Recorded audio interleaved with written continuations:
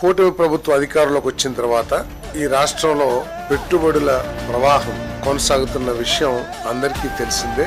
ఎందుకంటే ఎన్ని పెద్ద పెద్ద దిగ్గజాలు, కార్పొరేట్ దిగ్గజాలు మన ఆంధ్రప్రదేశ్కు వచ్చి ప్రభుత్వంతో, ముఖ్యంగా ముఖ్యమంత్రి గారు లోకేష్ గారితో మీటింగ్ ఏర్పాటు చేసుకుని వాళ్ళు అగ్రిమెంట్ చేసుకుంటూ అన్ని కూడా చూస్తా ఉన్నారు.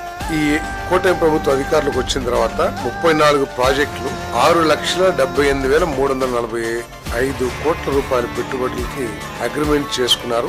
ఈ పెట్టుబడుల ద్వారా 4,28,705 జాబ్స్, ఉపాధి అవకాశాలు, ఉద్యోగ అవకాశాలు ఈ రాష్ట్ర యువకులకి అందుబాటులోకి వస్తాయని చెప్పేసి మనం చేస్తాం.